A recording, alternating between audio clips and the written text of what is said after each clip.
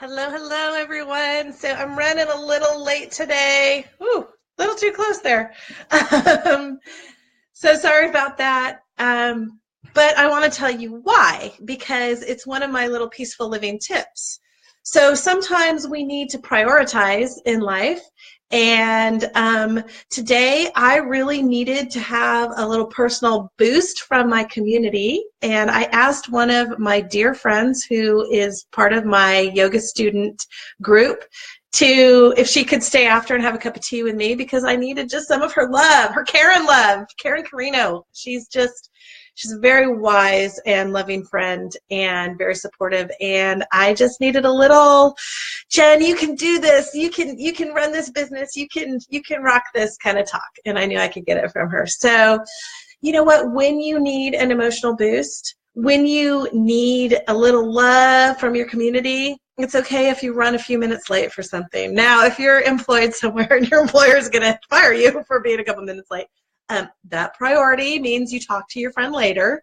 But if it means that maybe you're going to be, 2-3 minutes late to something like a Facebook Live video, or maybe to pick your kids up from soccer practice, it's okay because it's important to take care of yourself first. Okay, so that's my little peaceful living tip for the morning. But really, we're going to talk about positivity today. And all month long, the theme of the videos and the blogs is going to be how to find the cherries when it seems like the world is the pit.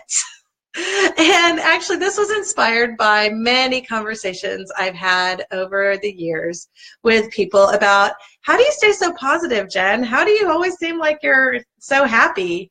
And quite honestly, I'm not all the time. And actually, even when I was younger, I wasn't happy most of the time. But through using my peaceful living techniques and all of the different things I've tried on over the years and decades, I have found ways to keep myself staying pretty positive, even when things are kind of crazy and chaotic and can seem really negative around me. So this week's installment is about negative people and how to stay happy and positive when you have people in your life who are Debbie Downers or negative Nellies. And we all have them.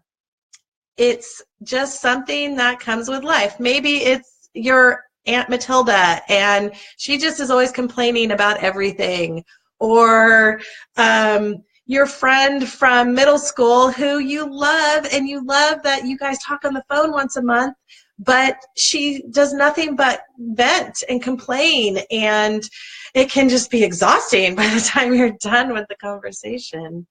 So we also have people who are around us every day that can be kind of like that, and you all know who they are.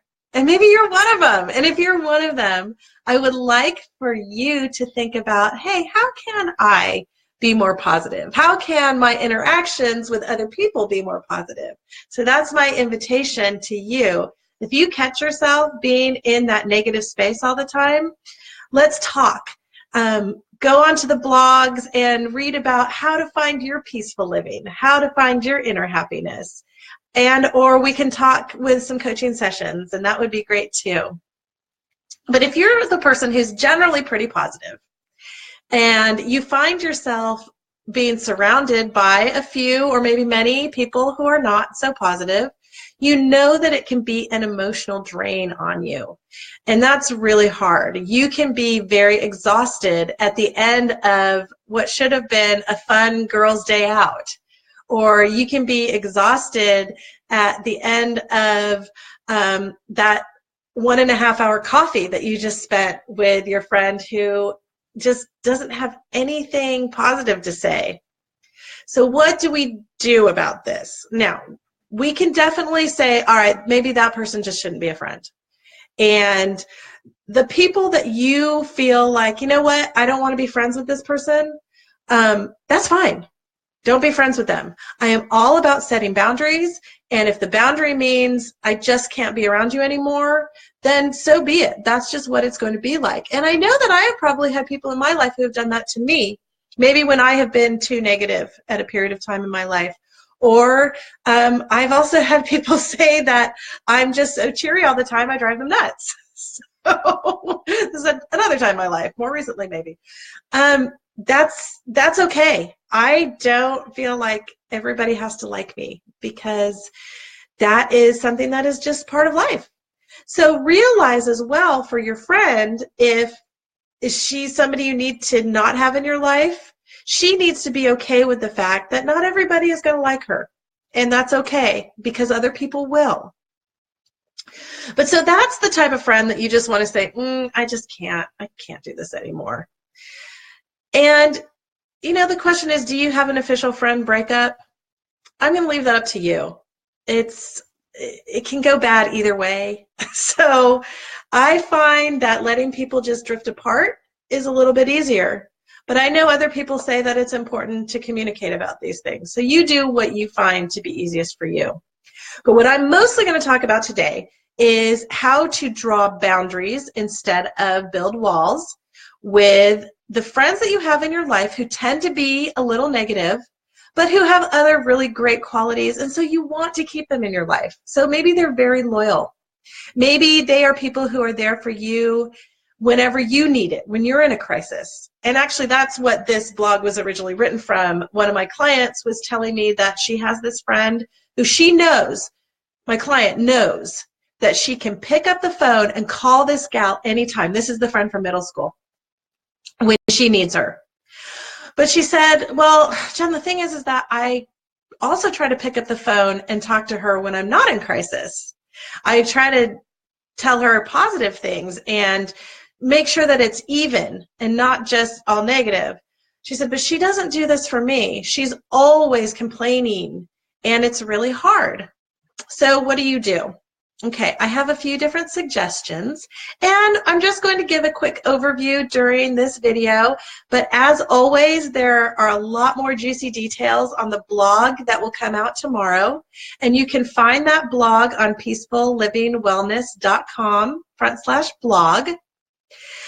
Or even better, you can subscribe to my email list. And guess what, guys? I don't do a bunch of advertising through my email list. You're not going to be getting a bunch of discounts on coaching or stuff like that from me. You are going to be getting my blog on a weekly basis in your inbox every Thursday. That's what you'll get. And there will be a few things here and there that are usually attached to the blog about coaching or about the retreat I have coming up.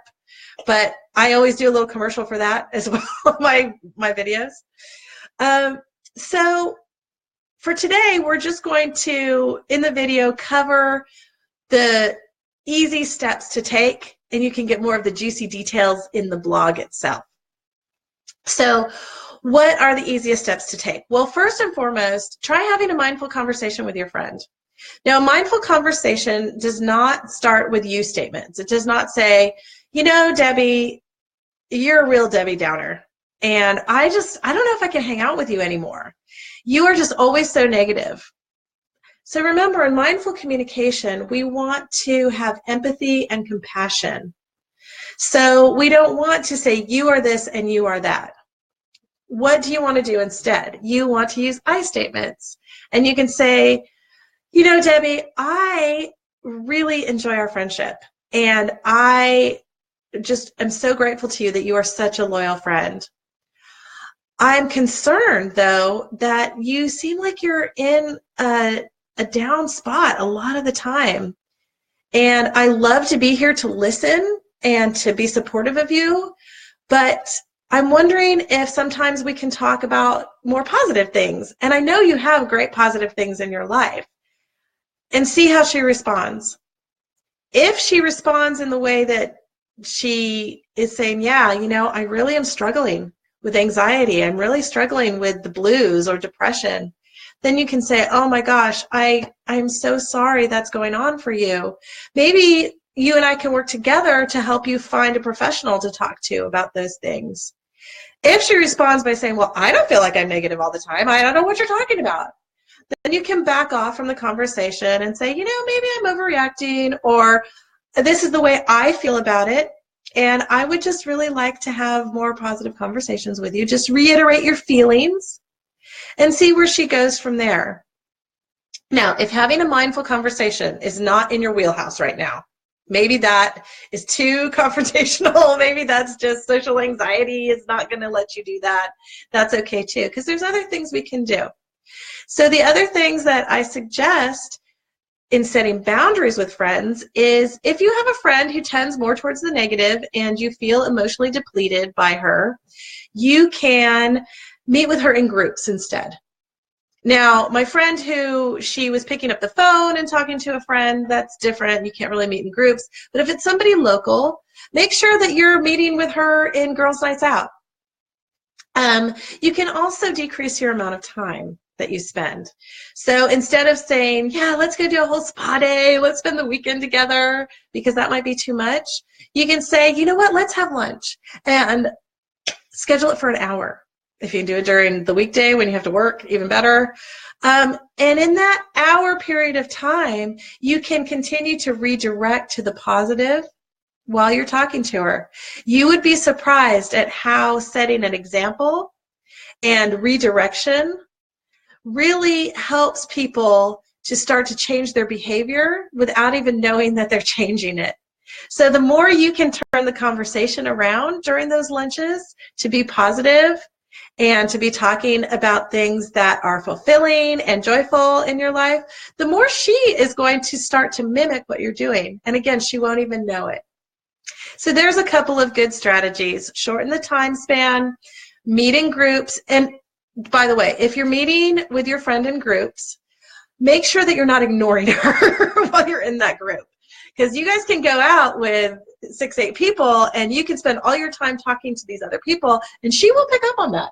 And she'll be like, why aren't you talking to me? So again, in groups, it's a little bit easier to engage with somebody, and she may start complaining. She'll be going down the complaint trail, and you will be able to give her attention for a little bit and then do what we do in groups and move on and go talk to somebody else. So again, it's kind of shortening the time span.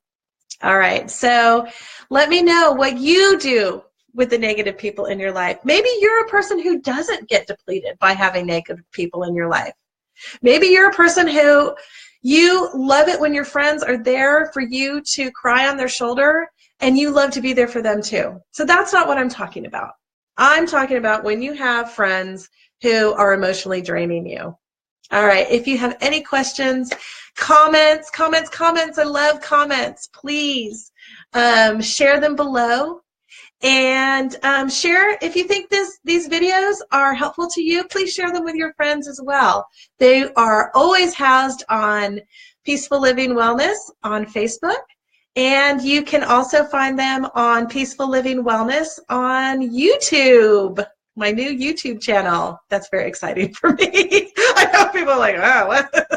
That's weird, Jen. But it's very exciting for me. And just one little commercial. The Journey into Mindfulness Retreat, first weekend in May. Join myself and Brittany Hiller from Effervescence Yoga Spa that we are going to be loving on and nurturing a group of just 6 women on the private and exclusive Fripp Island in a luxury women's beach retreat. So more information about that, please PM me. It's not up on my website yet, but you can find it on the Effervescence Yoga Spa website at effervescenceyogaspa.com/retreat, and I will be uploading the information and a beautiful flyer into the comment section after the video. All right, everybody, thank you so much for tuning in. And again, please leave your comments. I love to hear from you because we're all about community here at Peaceful Living Wellness.